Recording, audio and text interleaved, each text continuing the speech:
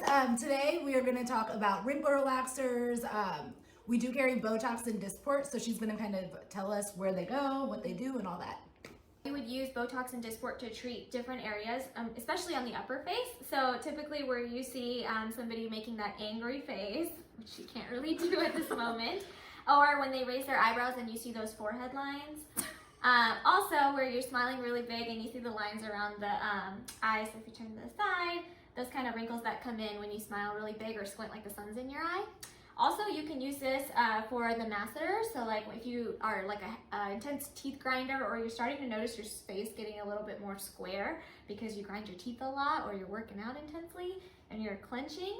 And also you can use it kind of in the chin if you have like a very kind of orange peel chin type of appearance.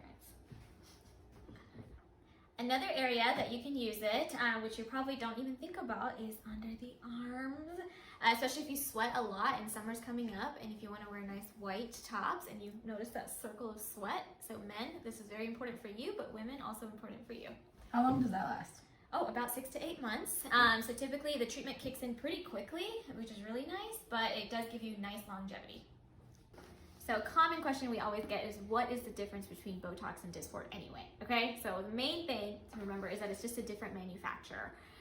Dysport is a smaller molecule, and so you often do need 3 times the amount, though this varies practice to practice. There are some practices that will say 1 unit of Botox is the same as 1 unit of Dysport. There are some practices that will say 1 unit of Botox is the same as 2 units of Dysport.